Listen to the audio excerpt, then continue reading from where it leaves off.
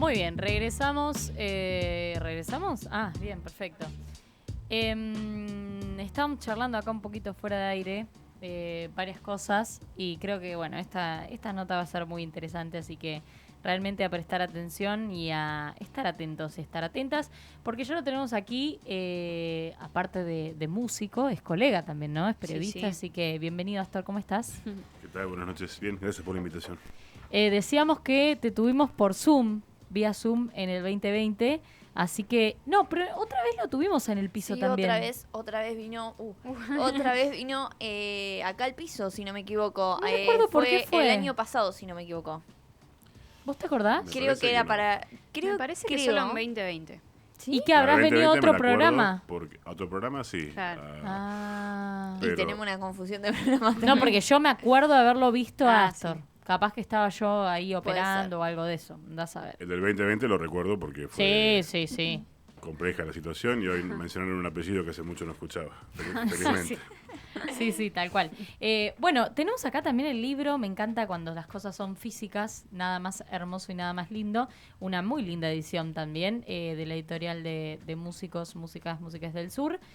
Sur se llama, ¿no? La editorial. Sí. Así que está muy bonito, muy bello. Estos 10 años construyendo derechos laborales y culturales de Unión de Músicas del Sur. Así que, bueno, la presentación que de estos 10 años formales, porque en realidad son más, ¿no? Sí, en 2011 se comenzó a trabajar. UNSUR está ligada al Consejo Consultivo en su formación porque en aquella elección en la que resulté electo como consejero, periodo 2011-2013, se dio una discusión en el Consejo Consultivo, que es un órgano que, es un órgano de participación directa que mandata a una serie de artistas por ramas, literatura, artes escénicas, música y artes visuales, a un órgano que está dentro del Instituto Cultural que es capaz de discutir políticas culturales con quien está al frente del instituto, el director de turno, esto está por ordenanza, y a su vez regula los destinos del Fondo Municipal de las Artes, de la ordenanza de eventos con continuidad en el tiempo, etcétera. ¿También está desde 2012? Está desde 2009. Ah, un poco antes. Yo estuve en el segundo periodo, Ujú. después de la comisión que estuvo Julio Tevez. Y efectivamente en ese momento nos dimos cuenta que además de un órgano de representación frente al Estado, hacía falta un órgano de intercambio, interacción propia, es decir, entre pares, democrático, y eso es un sindicato. Yo sé que los sindicatos, los gremios tienen mala fama, un poco por prejuicio y un poco por juicio, es decir, si el secretario general de tu sindicato es un empresario, bueno, mal tendrás un buen concepto del sindicalismo. El sindicalismo argentino Claro. tiene algunas corrientes democráticas, clasistas, y tiene otras corrientes que efectivamente han traicionado su razón de ser, que es la de herramientas que puedan nuclear. Y alguna vez hemos dicho inicialmente que el sindicalismo para nosotros es una idea bella, porque qué más armónico, interesante que poder discutir entre pares sin factores de poder, la posibilidad de no solo el ingreso, que es todo el mínimo que hemos construido con el municipio de Bahía Blanca, la tarifa mínima es una cosa, pero además están las otras cosas, que es cómo educarte, qué talleres de formación hacer, cómo vincularte, cómo producir, cómo trabajar con otros y con otras.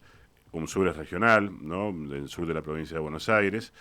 Y en ese momento de 2011 empezamos a trabajar. En junio de 2012, después de un año y pico de asambleas cada 15 días, de mucha participación, lo que hicimos fue presentar el 30 de junio de 2012 los papeles al Ministerio de Trabajo de la República Argentina. ¿Más o menos sabían cómo legalizar ese tipo de sindicato? Digo, porque no hay mucho, o sea, No es no tan sé qué común, tan, claro. claro, no es tan común, digo, de músicos, de músicas. Yo no lo escuché nunca. ¿Sabían por dónde ir? ¿Cómo fue también? O ya teniendo el Consejo Cultural Consultivo, bueno, más o menos había una idea de todo. ¿Cómo fue también eso? No teníamos la menor idea y por eso ese año de trabajo, de discusión, fue para ver qué queríamos ser. Claro. Hay 2 o 3 modelos de organización de músicas en el país. Por un lado, lo que es asociaciones civiles, Unión de Músicos Independientes, que está nucleada en la FAMI.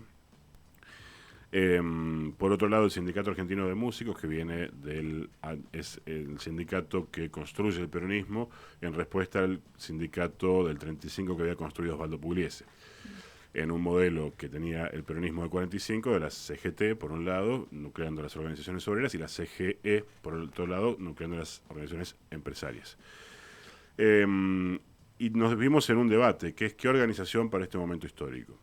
Entonces, lo sindical parecía lo viejo, pero tenemos un problema, que es, si no nos consideramos laburantes, más allá de la forma, del tipo de contrato bajo el cual, si es que hubiera alguno, nos desenvolvamos, perdemos algo. Si nos consideramos parte de asociaciones que solamente promueven, por ejemplo, editar discos y ese tipo de cosas, estamos más en una línea que es la línea de la autoayuda, la línea de ser el empresario de uno mismo, la línea de que niega la condición de laburantes, de productores de cosas, en este caso de laburantes de la cultura. Y entonces hubo un gran debate y participaron quienes están en relación de dependencia, que en el caso de esta ciudad son organismos artísticos del sur, coro y orquesta. Claro. En nuestro caso, Valen no, porque es otra disciplina, está nucleados en actores en todo caso y actrices. Y todos aquellos que estuvieran fuera de la relación de dependencia. En mi caso, yo soy un músico independiente. Por independiente, léase abajo desocupado. Bien. Porque esa es la otra cuestión también, ¿no? Eso, ya instalar ese debate, digo, es un montón, porque acá lo decimos siempre y capaz que uno ya lo tiene más naturalizado, digo, de que la cultura es derecho, de que el laburante de la cultura justamente es un trabajo, no es que está haciendo un espectáculo o divirtiéndome, pero en ese entonces imagino que era una discusión súper amplia, no sé, un derecho que lo vemos hoy como algo que lo vemos, hay capaz algunos, sí, algunas, sí, hay muchos otros que no, pero digo, hoy ya lo tenemos más instalado, ahí me imagino que era como capaz una locura decir, sí. No, sí, soy músico y soy laburante, ¿no? Sí, no podemos decir que empezamos de cero porque hubo antecedentes de organización gremial en la ciudad, algunos están en el libro. Hay cosas que muchas veces se dan por sentadas justamente y conviene retomar de la tradición histórica. Yupanqui decía que la tradición es algo muy importante para dejarlo en manos de los tradicionalistas. Hay una tradición que es la tradición crítica también de nuestra cultura, que conviene a los fines de mejorar las condiciones de vida, de vivir en una sociedad mejor, recuperar. Hay, por ejemplo, los organismos artísticos del sur, las escuelas de arte, son hijas de peleas gremiales en la ciudad. A veces se las ha visto como, en el caso de, por ejemplo, una ópera, como algo elitista. Y realmente no lo es, no solo por el origen de la ópera, que era música popular en Italia. Es teatro cantado, cuenta historia. Después, qué historia cuenta, qué autor se elige, para quién se toca, si solo para el teatro o para la región, si es como la comedia que van a los barrios. No solo ir a los barrios, que los barrios puedan ir al teatro, que es otra circunstancia que creo que conviene atender. Ahí tenemos un gran problema en la ciudad. Y las escuelas de arte también, porque la vieja Asociación de Músicos Bahienses y Afines, recuperamos los estatutos de los años 58 al 60, dio una gran pelea y de esa pelea se crea una escuela, que era una escuela de artes dramáticas, que después se desdobla y se crea a partir de allí la escuela de el Conservatorio de Música Provincial, la Escuela de Danza y la Escuela de Teatro. Es decir, eso no nació porque a alguien en la provincia de Buenos Aires se le ocurrió en algún momento, nació por aquellas peleas sindicales. Claro. Hay algunos hitos como el paro de locutores, locutoras y artistas de la música. Bueno, hay toda una historia, entonces empezamos a recuperar cuáles habían sido los antecedentes. También está la otra cara de un sector del sindicato de músicos que participó de la AAA en la ciudad. Esto también hay que decirlo, porque el sindicalismo depende de quién conduzca y cómo se discuta, si es democrático o no, puede actuar en un favor o en otro, como todo, ¿no? Nada hay que idealizarlo, depende de en qué condiciones se dé y con qué objetivos. Y en los 90 se remata el viejo sindicato de músicos y su edificio, o sea que partimos de una gran derrota.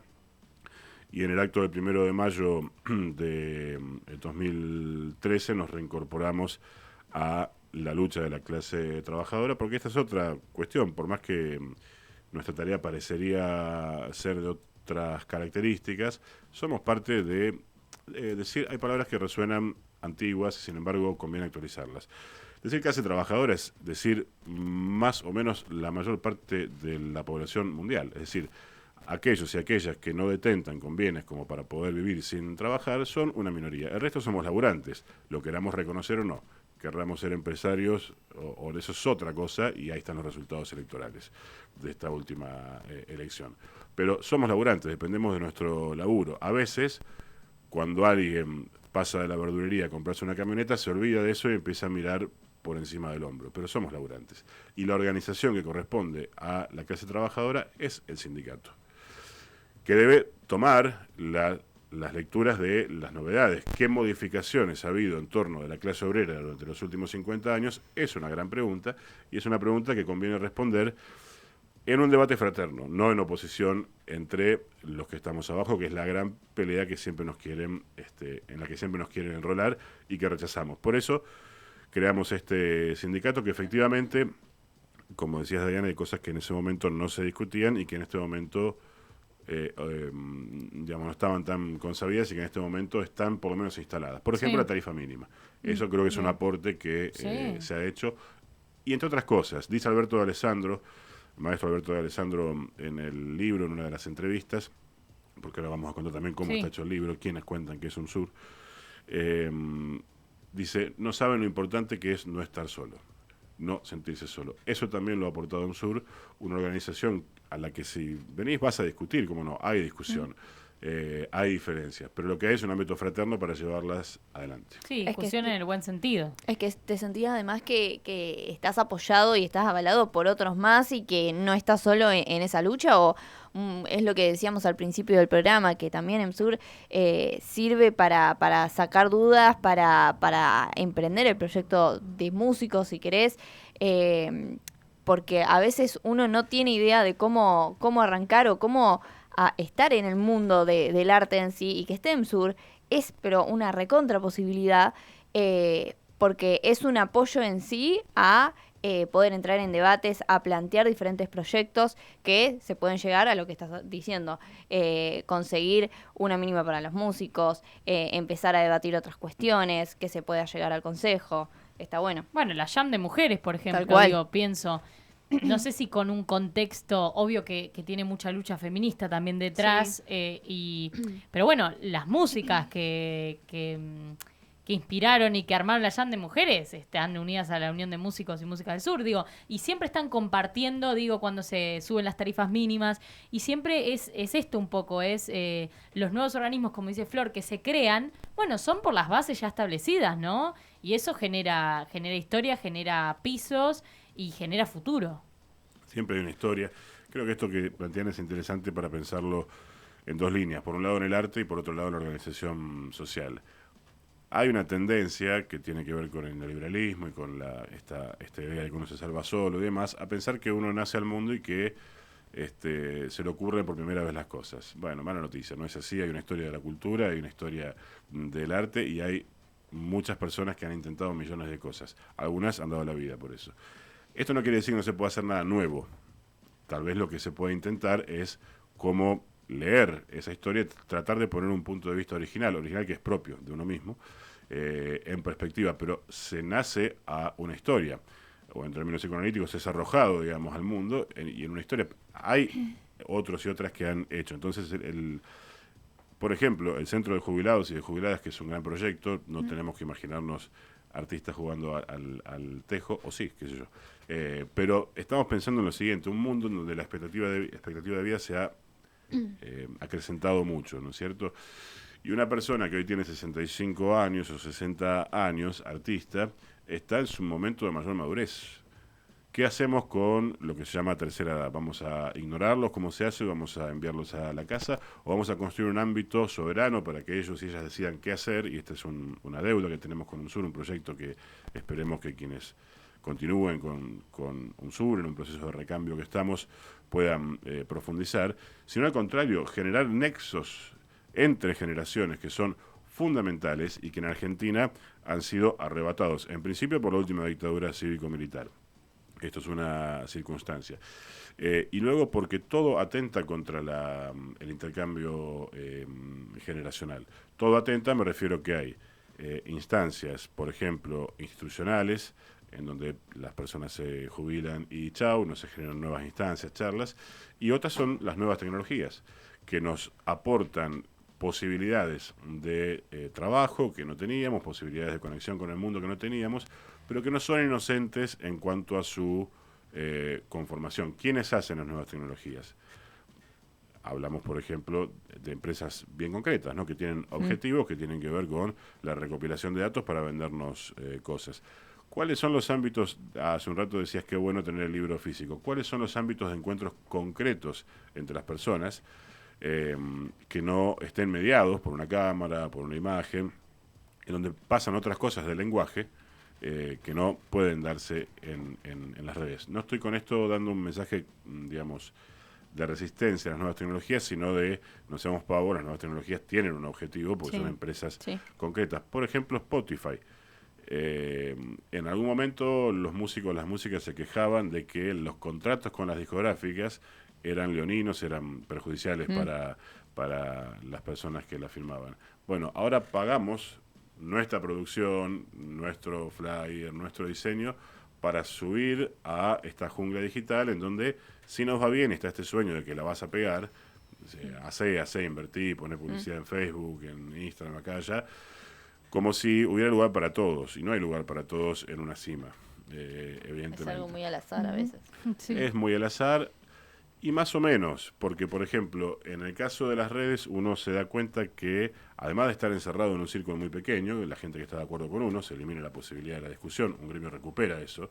Un gremio hay votantes de todo el mundo, porque es un corte social, digamos, que representa lo que el resto de la sociedad representa. En una red social se ve todo muy encerrado, ensimismado. Ahora, Spotify, por ejemplo, plantea que hay algoritmos que hacen que me envíe lo que a mí me gusta, pero de golpe me manda la última de el último tema que del top 10, digamos. Sí. Yo no pedí eso. ¿Cómo me llega a mí? Es decir, en un momento es circular, pero en un momento es espiralado.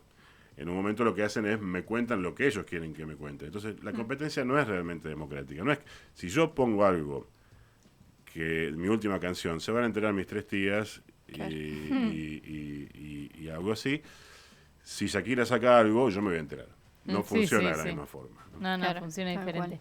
Contanos un poco esto que decías de las entrevistas, de cómo están realizadas. Digo, también menciona organismos importantes como la Orquesta Infanto Juvenil del Barrio Miramar, las Serenatas de la MUNI. Digo, hay distintas notas interesantes en el medio. Bueno, también está ahí el laburo de Mauro Llanesa también, para mencionarlo. Así que hay mucho, ¿no?, en el contenido de este libro, más allá de lo histórico. Sí, el libro tiene 2 partes. Una parte que es más conceptual, la primera, en donde quienes hemos venido trabajando intentamos recuperar algunas cosas que hemos escrito en diferentes momentos, por un lado, y por otro lado escribimos alguna cuestión. También algunos documentos, como una carta abierta que hemos hecho a los partidos políticos. En el ámbito de la discusión política, un paréntesis, y sigo, el tema cultural no existe. De izquierda a derecha, de derecha a izquierda. Aparece incluso en los ámbitos progresistas la idea de entretenimiento, pero el tema cultural no existe. La segunda parte del libro está hecha justamente por el comunicador popular Mauro Llanesa, que nosotros nos preguntamos quién debe contar esta historia y pensamos que debían ser los afiliados y las afiliadas. Entonces hubo entrevistas para recoger testimonios de diferentes momentos y luchas históricas en las que hemos participado. El caso de la Orquesta Infanto Juvenil del Barrio Miramar es una verdaderamente para nosotros emblemática. 3 años estuvo cerrada esa orquesta bajo este gobierno y 3 años fueron arrebatados los derechos culturales de niños y de niñas de esa orquesta, además de los laborales de sus profes. Tuvimos todo en contra, incluso dirigentes políticos progresistas que decían no, arreglen por la ventana, la vía sindical no es la que va, etcétera. Por supuesto la derecha muy en contra. Y el ejercicio del poder municipal, entre otros aspectos, y la épica pelea de sus docentes en contexto gremial, reabrió la orquesta y la de la comunidad. No hay que olvidar los padres, las madres, sobre todo las madres, como siempre, que han estado al frente también de esa pelea. Este gobierno hizo algo por lo cual no pagó ningún costo, que es realmente violento, y es violencia institucional.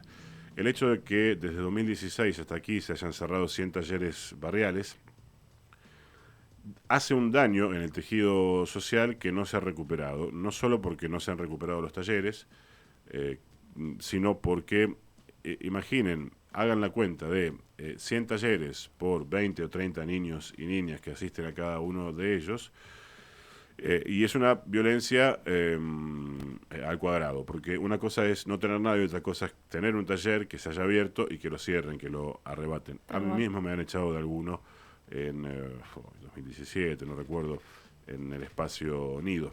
Me mandaron un mensaje de WhatsApp, me preguntaron cómo andaban las vacas por las vacaciones, con ese cinismo que tienen, y me informaron que no iban a seguir.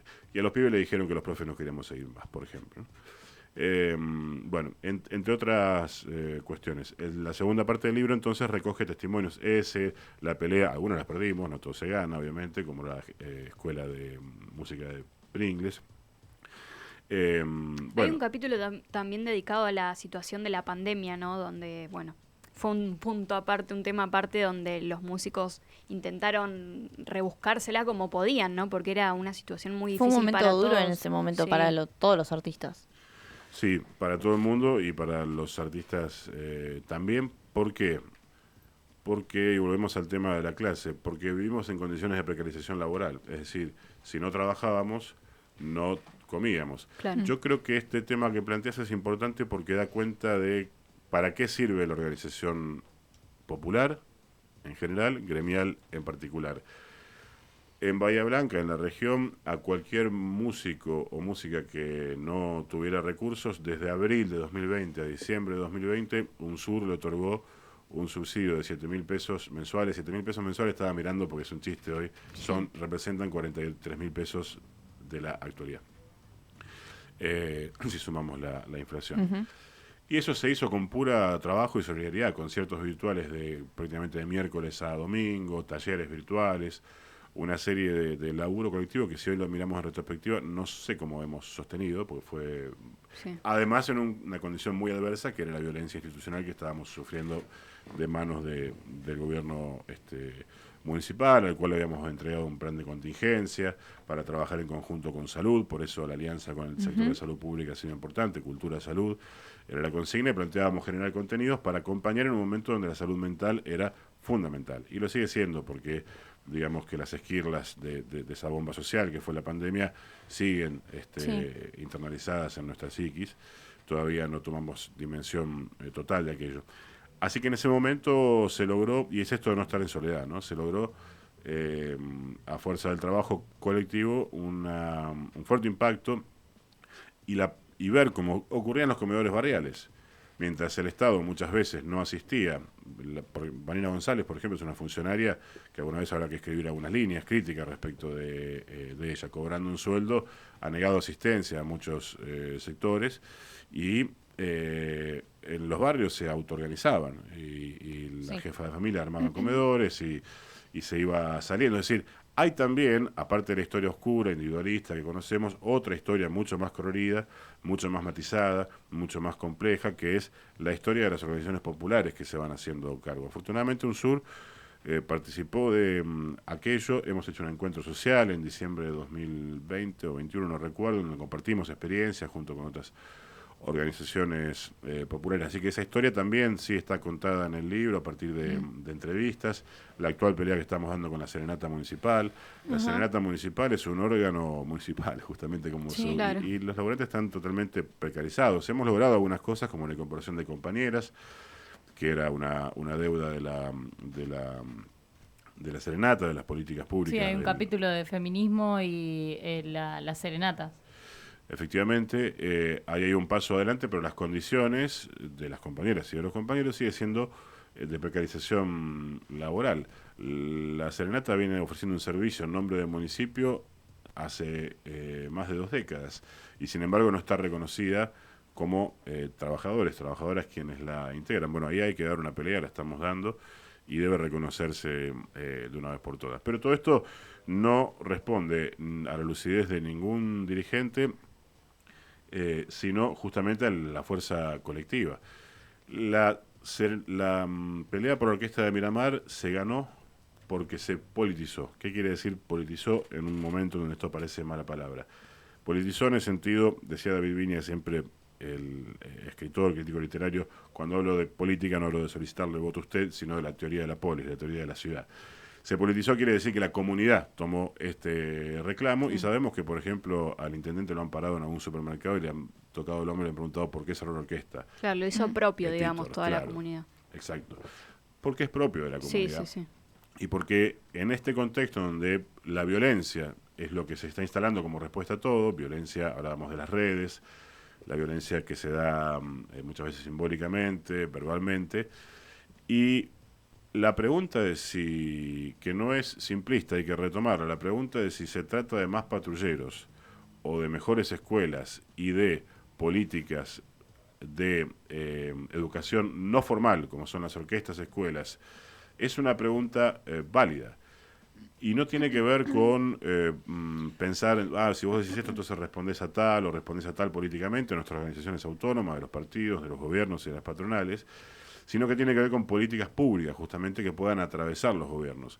En Venezuela, que es un tema, yo sé que uno dice Venezuela y hay gente que se le erizan los pelos de algún lado, en Venezuela, la política de orquestas y escuelas, que forjó, por ejemplo, a Dudamel, uno de los directores más importantes del mundo, no es del chavismo, es del 94, es previa. Es decir, hay cosas que deberían permanecer en el Estado si son atinadas. Y si los niveles de pobreza y de, digamos, si un tercio de la sociedad en Bahía Blanca está caída del mapa, y con eso de sus derechos, quiere decir que la situación social no mejoró. Y si no mejoró, entonces el laburo artístico, cultural, barrial es fundamental para que haya, porque muchas veces las familias no tienen las herramientas y muchas veces la violencia está dentro de las familias también. Entonces, conviene recuperar estas experiencias. Hubo una función de las 3 orquestas escuelas de la ciudad, la de Villamitre, la de White, que es un laburo impresionante que se viene haciendo ahí. Seguimos reclamando justicia por Ángel Almada, ahora que digo White, hay factores de poder ahí que operan para que esto no ocurra. Y la de Miramar, bueno, 120 niños, niñas y adolescentes estuvieron sobre el escenario del Teatro Municipal y hubieran estado en otro lugar si no estuvieran estas escuelas. La pregunta es ¿por qué solo 120? Es decir, hacen falta más espacios de estos y la responsabilidad está en el presupuesto. No es cierto que no haya recursos para hacerlo, vemos que hay recursos para otras cosas, muchas veces ridículas. Sí. Bueno, Astor, para ir agradeciéndote, si querés, bueno, algo que haya quedado afuera y formalmente invitar a quienes quieran participar del lunes 2 de octubre. Sabemos que falta, pero ya para ir organizándose, está buenísimo. Y ahí, bueno, me imagino que contarás un poco de todo esto y más cosas, o quizá en más detalle también algunas cuestiones de estos 10 años de este libro. 2 de octubre, lunes, 18 horas, Rondó 29, estaremos presentando un libro que habla de muchas cosas, algunas hemos mencionado, son más de 10 años de una organización de la ciudad, que es de músicos, que es de músicas, pero que pretende inscribirse en este doble juego. Si me quedó algo por decir, tal vez por ratificar, y breve porque entiendo que se termina el tiempo, el título del libro da cuenta de qué se trata la cuestión. Mencioné a Julio Tevez hace un rato y mencionamos la historia, y podemos redondear por acá. Somos hijos de una tradición, somos hijas de una tradición crítica de la ciudad que en la figura de Julio Tevez se puede reconocer. La comedia municipal actúa y estrena en el teatro municipal, pero siempre estuvo ligada desde su inicio a que tiene que ir a hacer funciones por los barrios. La construcción de derechos laborales para quienes trabajamos en el ámbito de la cultura tiene que estar, y esta es nuestra concepción, y en esto hemos trabajado, ligada necesariamente a los derechos culturales de la comunidad. Una cosa no es sin la otra, porque así como nosotros trabajamos, también los otros trabajan y tienen derecho a algo que se supone que tiene rango constitucional, los derechos culturales, pero que, para decirlo metafóricamente, en general los funcionarios se cagan en la ejecución de políticas que puedan llevarlo adelante. Nuestra labor se sintetiza esa idea, derechos culturales para la comunidad en su conjunto y derechos laborales. No hay, está por venir Dolina, ¿no? A Dolina le preguntaron una vez, ¿usted es peronista? ¿Por qué lea Borges? Dijo, soy peronista pero no soy tonto. No hay derecho a que algunos sectores mayoritarios de la comunidad se les digan, para ustedes es esta música, para ustedes son estos libros, y que la cultura, que no es más que lo que ha hecho la humanidad hasta aquí, el acervo cultural universal, quede restringido para quienes tienen la posibilidad económica de hacerlo. Se puede estar en malas condiciones económicas, pero no se tiene por qué estar desligado de lo que se ha escrito, de lo que se ha escrito en dramaturgia, en literatura, en música, de lo que se dibuja, de lo que se pinta. Podemos pensar mejor si tenemos más ideas, podemos pensar más complejo si tenemos más lenguaje, y la tarea, me parece, de quienes hemos podido acceder a un en mi caso soy muy torpe, pequeño nivel de acceso a la cultura, es promover que eso no sea restringido a otros sectores, como lo es con la educación, con la salud, etcétera. Así que nuestro compromiso no es solo con nuestro trabajo, que no hay que pedir disculpas por eso, ¿no? Con nuestro trabajo también, sino con los derechos culturales de la comunidad que están siendo arrebatados de hace mucho tiempo. Ojalá UNSUR sea un proyecto que quede para la comunidad y que sea tomado por otros y por otras. Por eso el libro, tratar de contar esta historia, pequeño aporte modestísimo de 10 años de trabajo entre músicos y músicas y otras organizaciones populares de la comunidad. ¿El libro dónde se puede conseguir? El libro se va a estar disponible el 2 de octubre. Perfecto. Se los hemos adelantado a ustedes, pero el 2 de octubre va a estar ahí, y después hay quienes colaboraron en la preventa, lo pueden ir a retirar ahí. Y después va a estar a la venta en la sede de UNSUR, se lo Rayán 692, en los horarios de atención, y pueden contactarnos por redes sociales. Excelente. Bueno, Astor, muchísimas gracias. A ustedes. Y esperamos verte pronto también para continuar charlando de todas estas cosas. Encantado, cuando quieran. Muy bien, vamos a la tanda, creo ya, y volvemos con más de cultura.